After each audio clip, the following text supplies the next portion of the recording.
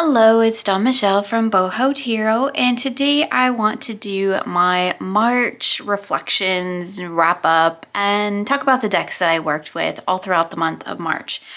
I feel like I have a lot of decks here, but I felt like I really honed into some very specific practices all throughout March. So for me, I don't really feel like I used a ton of decks, but I guess looking at the pile here on my desk, I guess I kind of did.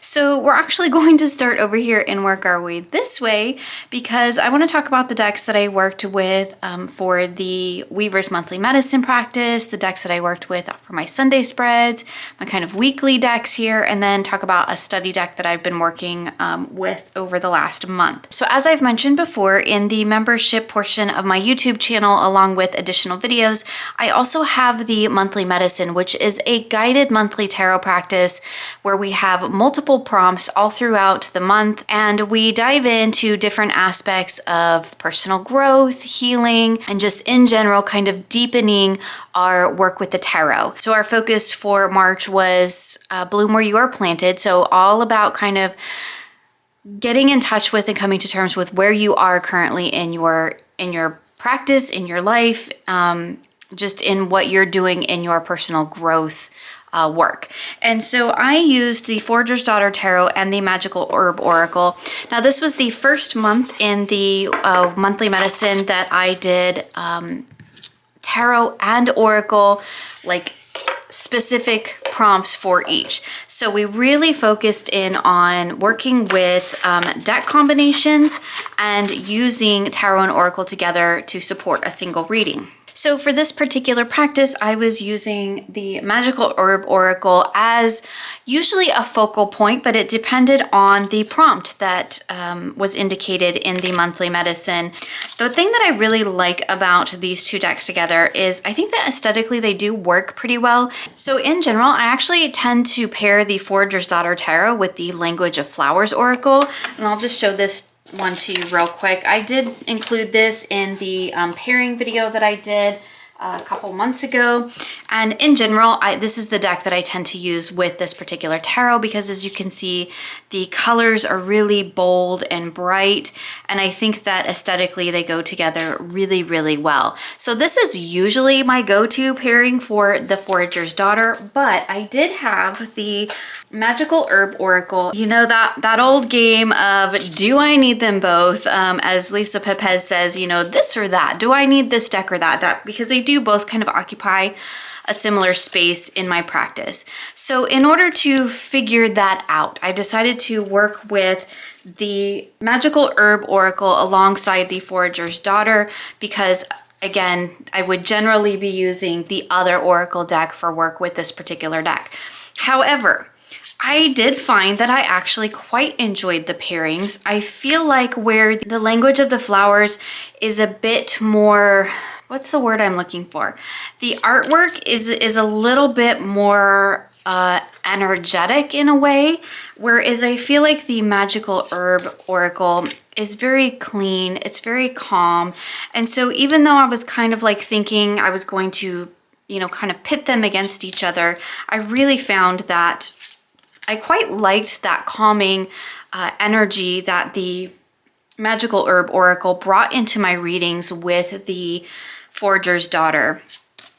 Now, I don't know what the current status is of the Forager's Daughter. I will definitely look and leave a link for you in the description box below where you can either purchase the deck or find out more if you're interested.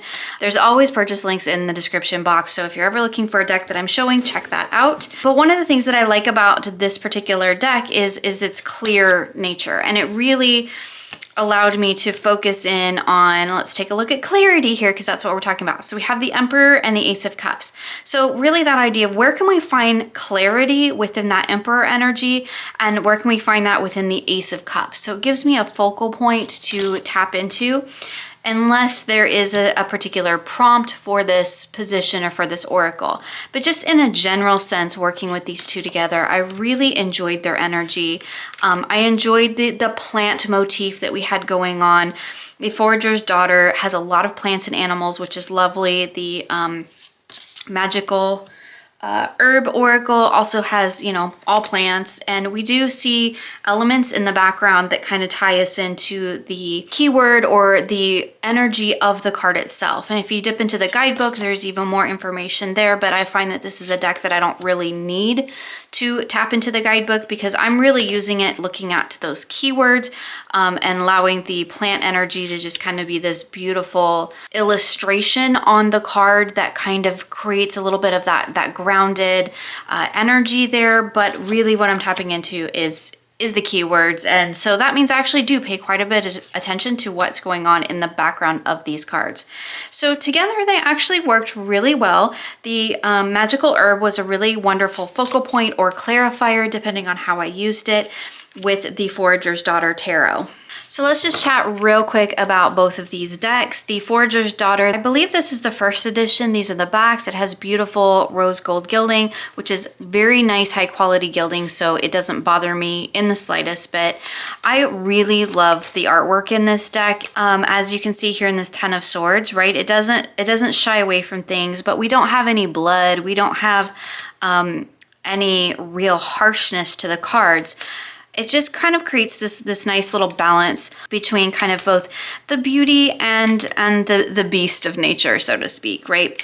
I love the botanicals in this deck. I love that we have the animals, and it really is kind of one of my favorite sort of nature-inspired decks. It's almost on the Pippish side, so you can see here, like, for Seven of Cups, where we do have the frog that's kind of looking at all the little flies, the little bug options he has available to him. The cups are actually down here, and I think that's a really interesting interpretation. This deck does a lot of really interesting things. We have the Three of Swords here. Again, you can kind of get that idea of heartbreak if that's something that you work with, but we're not tied into that interpretation, which I quite enjoy. The little guidebook, which we'll take a look at here in a moment, is quite lovely as well. But it definitely has sort of a Pippish style nature. It's very clean, it's very to the point, but it's also quite charmingly illustrated. And so there's just something, I don't know, kind of soothing about this deck as well. It does tend to be one that I like to use kind of in that transition period as we're moving from winter into spring. It has that hint of spring energy, but it's not super overwhelming, where I find that, you know, some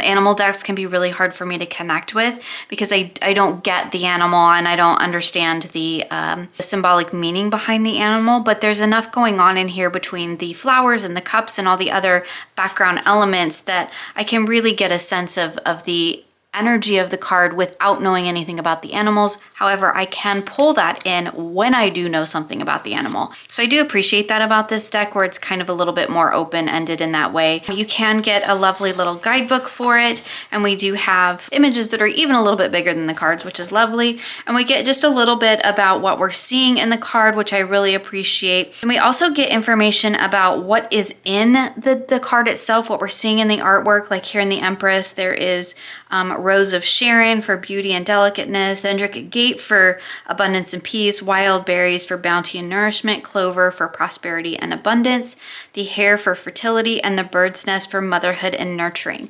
I really like when deck creators actually talk about what's in the artwork, right? If you're not going to tell me why you chose the things that you chose, at least do this and tell me what they represent. Although this guidebook actually does a really great job of incorporating both. You can see in the minors, the thumbnails are a bit smaller, but you can definitely still see what's going on. We get roughly about a page of information for each card, although you can see they're just kind of stacked on top of each other. So it kind of flows from one page to the other, but it's a lovely little write-up on each of these cards. So that's the Forager's Daughter Tarot, and again, that's the main tarot deck that I was working with in the monthly medicine. Then we have the Magical Herb Oracle, which I talked about, and I really like the inclusion of the item in this card. For somebody like me who doesn't work with botanical energy in a traditional sense, I just like the flowers. I mean, let's be honest. I don't have a freaking clue what most of these flowers mean. I just like the flowers. I like that grounded energy. But for a deck like this, where I'm like, I can look at this and I can go, okay, Elder, that's what it is. I can look in the guidebook and I can see more what that means. But I love that we have a keyword to tie us into that meaning. And as you can see in the background, a little illustration to help us understand what that meaning is. So here we have change with the elder. So elder represented by the plant here. We have change represented by the pinwheel. And I really appreciate that about this deck because it does actually help a novice like me when it comes to working with plant decks, even though I have a ton of them and I work with them all the time. I just like the earthy, grounded energy that the plant decks bring to my readings. So I really appreciate when there's a keyword. And in fact, when there's not a keyword, I can't work with it. So any plant decks that don't have keywords don't stay in my collection long because I can't work with them. But this particular deck, because we have the plant as well, and if you know anything about motherwort in this case, that would be wonderful. Again, you can look in the guidebook because there's some little information in there. But here we see the lions, and that really does tie into the idea of courage, and I think that works well. Here we have calm with the chamomile and the little stone stacked up there. Awakening with the eyes. I found that this deck has more of the energy that I was looking for, which is calming and healing, very clear, very to the point, and it's a deck that I really don't struggle with working with. I have edged my copy in this green to kind of pick up on that green tone on the back, which was a lot of fun, and I enjoyed doing that. Beautiful backings on this deck as well. Let's go ahead and put it in the box, and I'll just show you the guidebook really quick just in case you are new to this deck. There is information about how to use the deck and whatnot, and each card has a little small thumbnail, the keyword, the plant, and then we have the oracle meaning. We also have botanical description, magical correspondences, and usually I think it's always a spell. Yeah, always a spell. So if you use botanical decks in your spell work, or you're looking to incorporate botanical energy into your spell work, this might be a great deck, but I don't use it that way at all. I don't use it in any sort of magical workings. I just use it in, traditional reading style, mostly for a focal point, sometimes for a clarifier. And I found that really it works well. The kind of muted color tone of it also pairs well with a lot of things in my collection. So I really enjoyed working with those two together for the monthly medicine. So now let's talk about the decks that I worked with for my Simple Sunday spreads. So every Sunday for several years now, I have been doing little 3-card readings. And these I actually post in my Facebook group now. I did used to post them on Instagram, but I'm no longer active on Instagram. I just got tired of fighting with the people cloning my account and all the, drama that goes along with that. So I'm just not on it anymore. But I do have my Facebook group, and I do actually have a couple of Facebook groups because we also have a Facebook group for the membership as well. But every Sunday in my main Facebook group, I post a spread for Sunday. It's a simple spread. Sometimes they are, self-care related. Sometimes they're more in the spiritual realm. Right now, they're just, we're calling them the Simple Sunday spreads because it's just a simple 3-card reading to connect with a certain aspect or a certain question or an idea. And so for this all throughout March, I was using the Intuitive Night Goddess. I have talked about this deck a lot on my channel lately. It has been just an absolute treasure. I don't even know what else to say about it anymore because I feel like I've talked about it at length. I love what's been done with the majors. I love the changes in the court. I really like the way that the minors are presented. I love the artwork that's been chosen in this particular deck, and the little guidebook is amazing. I really enjoy it. This is one of those decks where I always get into the guidebook just to see what's in there. I don't always incorporate it into my reading, but I do pretty much always check it out to see what's been written because I just really enjoy it. This is such a well done deck. And my only real complaint with this is actually I wish it were a little bit bigger, or rather, I should say, I wish it were borderless so we could just see more of this beautiful artwork. So the Oracle deck that I paired the Intuitive Night Goddess with is the Hedge Witch Botanical Oracle. This is one of my favorite Oracle decks. I use it all the time. I love the white space. I love the simple drawings with those pops of color, the black and white line art, and then we have the flower name, which is wonderful, might help me learn something, but important for me is the keyword on the bottom, and I do find that they are usually pretty succinct with what's going on in the reading. I love that it creates a lot of space around my tarot cards, so a lot of breathing room between the focal point and the message that I'm getting, which tends to be how I work with this. And I really enjoy the two of these together. They're both kind of botanical inspired decks, so that pairs really well. And sometimes we see some crossover in looking at the botanicals and where they are represented in the cards.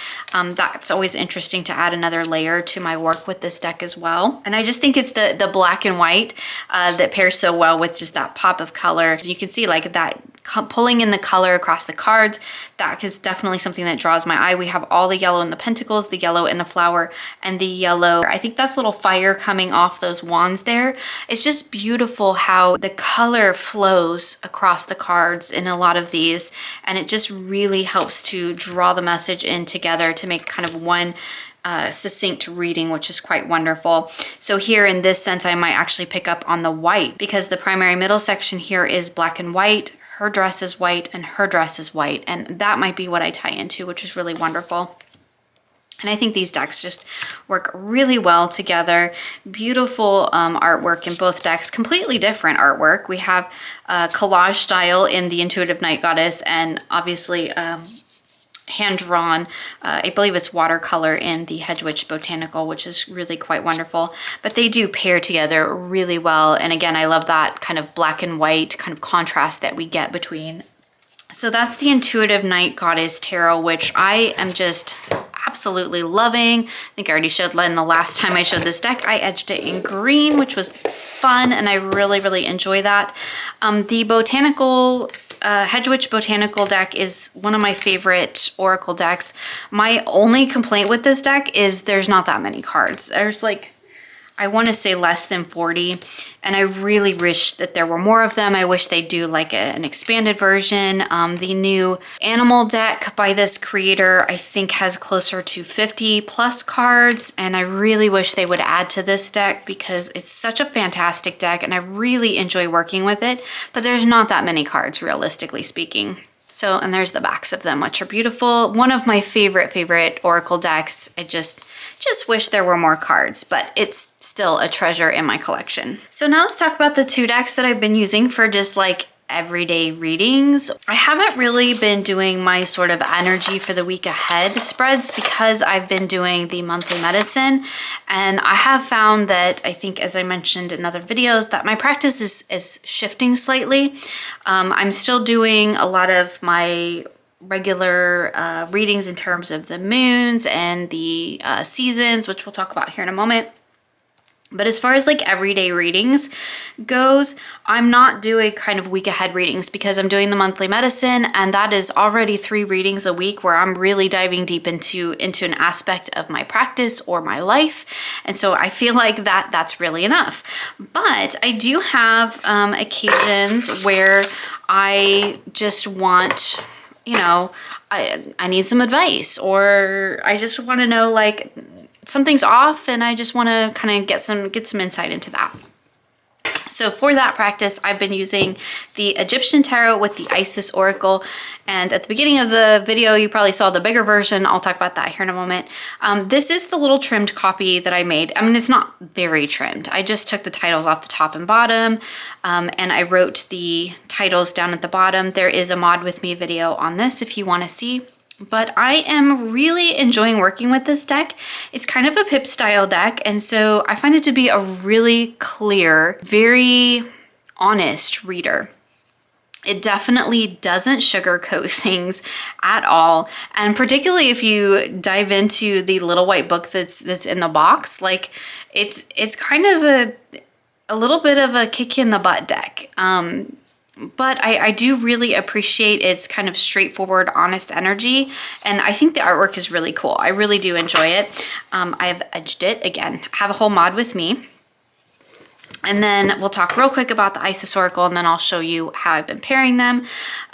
So this is the little pocket edition, which is the first one that I got, and it has the image on the front and then the just little message on the back.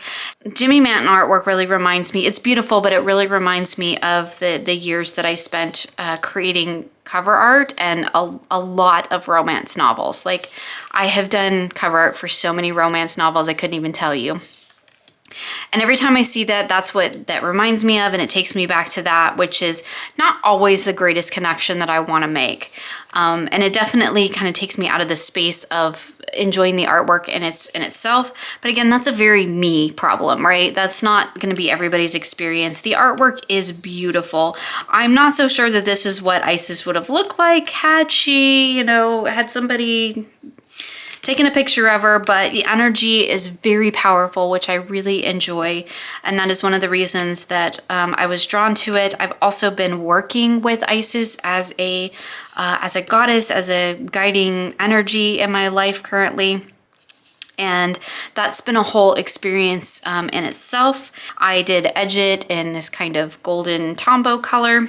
So in just taking a quick peek at this, I actually generally do more than 3 cards with this particular 2 decks together. Because the Egyptian Tarot is a pip deck, I actually find that I can use a lot of cards. And I don't feel that I get overwhelmed, and I don't feel that there's like too much going on the table. I do find that I really like the focal point, the Isis Oracle as a focal point. I will, of course, turn it over and read the little message and see what that has to say. And then I'll look at how that message is further expanded upon with the tarot, or what the tarot is letting me know even beyond that initial message that I'm getting from the Isis Oracle. And it's been really wonderful for just like everyday kind of, I just need some guidance or I just need some clarity. It's very direct, very to the point. I do feel like the Isis Oracle kind of lets me walk away feeling like a little bit empowered, which is nice. So we're gonna jump around a little bit because I do wanna talk about this bigger version of the Isis Oracle and some of the things that I've been doing with this deck, or the thing that I've been doing with this deck. So I have been working with Isis as a divine energy in my life. On a daily basis. And so I got the larger edition of the deck to have the images large and big and beautiful to put on my new altar space that I've created with Isis. So when I first got the Isis Oracle, I was kind of like, I'm not always a huge fan of her guidebooks. And I think I was even talking with my members about that, and like talking about how sometimes like I just don't really resonate with her writing. And I do have to say that working with the Isis Oracle, I've really kind of come around into Alana Fairchild writing. I really have enjoyed working with the Isis Oracle. And I'll tell you, actually, one of the things that, in addition to just, working with the decks and the guidebooks, and I've actually got a couple of other Alana Fairchild decks now that I've brought into my collection that I'm getting to know. But one of the things that was actually really kind of key in shifting my perspective on her decks was really watching her YouTube videos and being able to see her as a person and hear her speak and kind of get a better sense of where she's coming from. It's just really interesting because it really clicked with me, and it really has kind of broadened my view of her decks, and it really has changed my perspective on her books. Because originally, if it had been a month ago, I would have said, yeah, I'm not really a huge fan of Alana Fairchild decks. But I've kind of changed my tune as I've worked with them a little bit more, as I've gotten a chance to really read the books, as I've gotten a chance to really work with the decks in depth, and like I said, being able to hear from the creator herself, to watch her videos. And so it's really interesting how, when you learn more about a creator, sometimes that can help you cultivate a different understanding or a connection with their decks. The reverse can also be true, and I've definitely had that happen too, where I was like, oh, I like this creator and I like their decks, and then I get to know more about them as a person, and I'm like, yeah, I can't support you anymore. So that definitely happens in reverse. Basically what I've been doing is I've been pulling a card from the Isis Oracle every morning. I do some journaling, pull a card, journal a little bit about the card, and that is kind of a part of my sort of morning devotional connection practice that I've been doing with Isis over the last month. So I have also been continuing with my moon work, and I am doing my moon readings digitally now. So for my new moon readings, I was using, and I'm just gonna do a quick chat about these because I did actually, well, not the Star Child, I do have a whole video on that one too, but I did just do a whole video on the Lioness Oracle Tarot, so I don't want to go too into that here, but I love this deck. I use this deck all the time. It's like a staple in my collection. I did use it for my new moon reading this month, which was really wonderful. And I paired that with the Master Teacher Crystal Oracle. Again, I talked about this deck in that video as well. The guidebook is lovely, but I don't use it just because I don't use it for this particular practice. Look at all this stuff I have on my desk.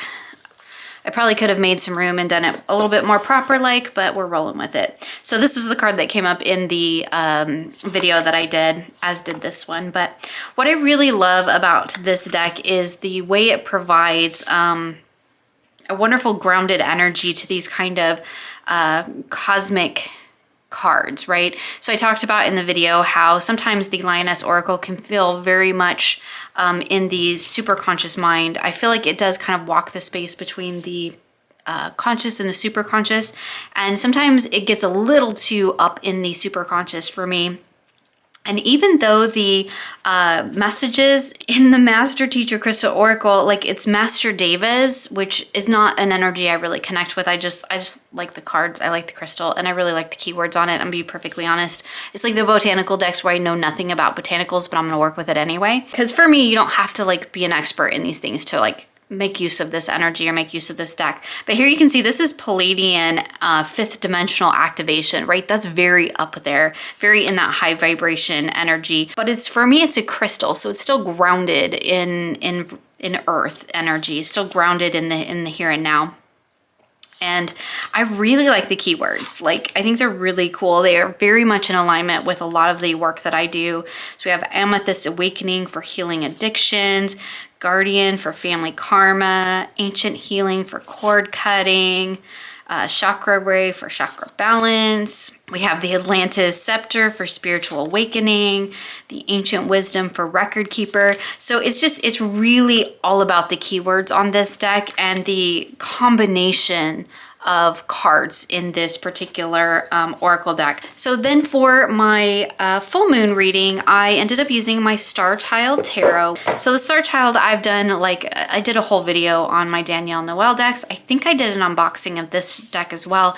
And when I first unboxed it, I was not impressed. I'll be perfectly honest. I was like, I don't know. I don't need it. I don't know if I like it.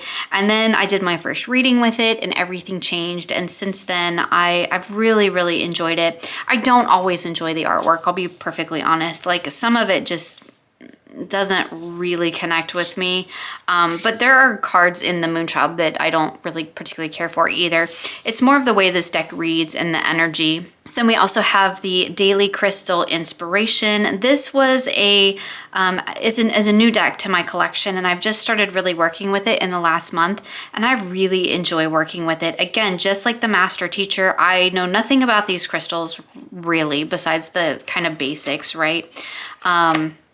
And I just really like the keywords. I do like the colors that we get in these decks as well, but for me, it's really about the keywords. I love the white space. It just creates a beautiful breathing room between the cards. I'll show you the back real quick, which are fine. It's not really my favorite, but they're fine. These decks pair so well together. So here we have Set Strong Boundaries. Again, what I'm really looking at is those keywords, the key phrase. That's what I'm tapping into. The artwork for me is really just bonus. I like the white space and I like the colors and I like the crystal imagery, but when I'm working with this particular deck and the way that I've been working with it, I'm actually not tapping into that crystal energy a ton.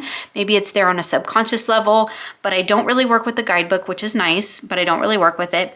And really what I'm looking at is is that key phrase. That's my focal point. That's my anchor. Same as I was talking about with the Master Crystal and the Lioness. But here we have setting strong boundaries between the Ten of Swords and the Emperor. It's just beautiful. And I really enjoy the way these decks work together. Sorry, my star child is bowed, so it rocks. Here we have Ignite Your Passions between the Two of Crystals and the Nine of Wands. I really like the space that the white space that this deck physically creates on the table. It creates a lot of breathing room around the cards. It gives me a chance to really dive in and sink into these messages. It creates a bit of grounded energy. Again, Star Child, similar to the Lionesses, it can be very like up in that higher vibrational level for me. And so the Crystal Oracle deck really does kind of help bring it down into a more grounded sense, where it allows me to kind of see what can I do on a mundane level to tap into this energy to kind of bridge those two worlds. And I think this just works beautifully for that. So the next deck that I want to share with you that I've been working on, and I was hoping to do a bonding video, and I've been recording my work with this deck along the way, but I'm not done. And so I'm not going to rush it to try and get it done by like a certain deadline. So we're just going to roll with it. But I have been working with the Dreamkeeper's Tarot. And I've been using it with my Connect with the Tarot. This is formerly my tarot bound workbook, and I've refreshed it to work in a digital platform. You can still, use it as just a traditional PDF, or you can print it off as well. But it is all interactive now, and I've been using this to work through my work with the Dreamkeeper's Tarot.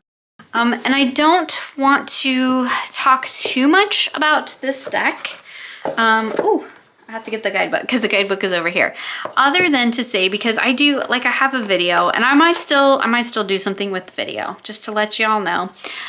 This is the mass market edition. I do have the indie edition. I actually like a lot of the card changes that have been made in the mass market edition, so that's actually the one I'm using, even though I'm not a fan of this really cardboardy US Games cardstock. It's too thick and I have trouble shuffling it. But anyway, I did just want to briefly touch on this deck. Again, I'll talk about it more, hopefully either in a bonding video or a review video or something, because I do have a lot that I'd like to share about this deck. I think it's amazing. And it's by far become one of my favorite decks for this type of collage deck. I actually rehomed my Tarot of the Mystical Moments. I know, shocker, but I did. I rehomed it because I feel like this offers me more of what I was looking for in that deck. This is I feel like it's a bit more in the shadow realm a little bit. Like I think it balances beautifully, but it does, I think, dip more into the shadow, or has the potential to. It feels deeper to me, just in my own personal, between working with the two decks. I rehomed that one and kept this one, and this is the one that I've been working with pretty intensively over the last month, and I have really been enjoying it. But I feel like for me, this deck just kind of goes to that deeper level that I'm really looking for right now in my decks. I bought the mass market edition because I wanted the guidebook. That was the only reason I bought it. And then when I actually went through and I realized that there are some card changes, not a ton, but a few, and enough that were like really great changes that I decided to use the mass market. I did just want to mention it because it is like one of the decks that I've been working with in March and still continuing to work with, to be completely honest, because I'm going through the whole connecting with this deck on a deep and personal level, going through the whole workbook, which means I go through all 78 cards. I've got lots of readings that I've done, lots of activities that I've done with it, and it's been a lot of fun. Real quick, I just want to talk about the decks that I've been using for my Wheel of the Year and kind of some of the things that I've been doing. I have been using the Wildwood Tarot for all of my Wheel of the Year readings. And so at every spoke of the wheel, I'm doing readings, but I'm also working with this deck alongside the, that's right here, A Year in the Wildwood. This is the book that I think I would recommend to anybody alongside the guidebook for this deck. This book actually takes you through an entire wheel of the year. It starts at in bulk and goes through the wheel, and you basically work with all the different cards all throughout the year. That has been a really wonderful practice. I do want to do a more in-depth video if anybody is interested in hearing more about working with the Wildwood alongside the Wheel of the Year, and how I've been using it. I actually have 2 copies of this because my other copy we use in our D&D game with the kids. So that one lives in a duplicate bag. This is an Aeon Moon bag. I mean, how perfect is that? That's just perfect. This is a perfect bag match. Here it is. This is my duplicate one. So in case you're ever wondering about the Aeon Moon bag sizes, this is the large size bag and this is the standard size bag. So I bought the standard size one, I think they call it the medium size one, for my deck. And then I bought the large one because what is in here is, let's just nerd out for a minute. So this is my second copy of the Wildwood, and the cardstock's totally different. This deck is like, I don't know how many years old now, 5, 6 years old. And this is like plasticky. I don't like it. It's like laminated, but it's fine because we're using it in D&D, right? And then I have, let me just show you, let's totally nerd out for a second. I have my dice in here. I have a set with, you probably won't be able to see it. There's little skulls in here. So I have a set with skulls and a set with mushrooms because I play a druid and I do a lot of, I'm basically our little healer. So we play, just quick to let you know, my husband DMs the game and we play with my youngest and their partner. And we play every week. We have a game that we play, and this is our, we incorporate the Wildwood into the game, which is fun. So this is my little D&D set here. Totally side tangent there for a minute. But this is actually my working deck with the older cardstock, which I actually really enjoy. I have had several people ask me if I'm going to trim it. I don't think I'm going to trim this copy because I kind of just like it the way it is. It just, I don't know, it just feels right the way it is. But I am going to trim the copy that we use down for D&D because it's almost impossible to shuffle.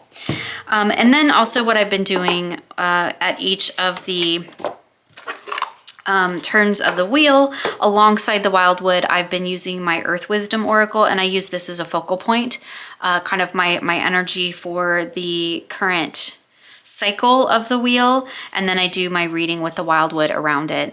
One last deck that I want to share with you is the Thoth deck that I've been using this month. So I've been working with the Thoth every month this year, or really every day this year. And in March, I decided to switch from the traditional Thoth to using just a different Thoth deck, just to kind of give me a little bit of variety, because variety is the spice of life, as they say, right?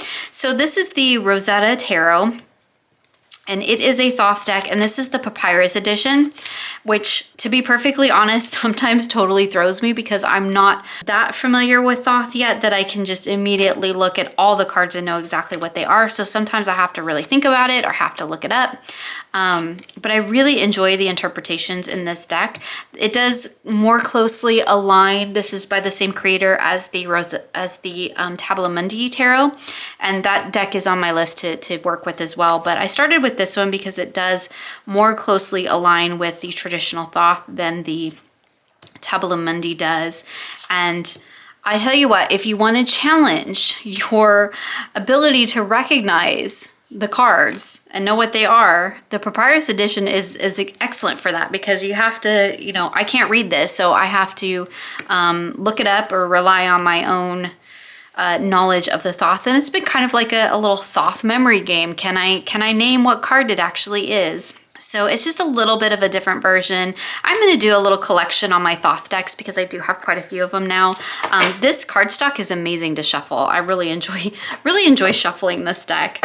I've also been, of course, reading the book that goes with it. You do purchase them separately, but the book of Seshet is the Guide to the Rosetta Tarot, and this is been a wonderful book that I've been dipping in and out of. I've of course read all the beginning and then just dipping in and out of the cards as I pull them. So try not to bend it up too much. That's been my Thoth deck that I've been working with, and I've been really enjoying it this month.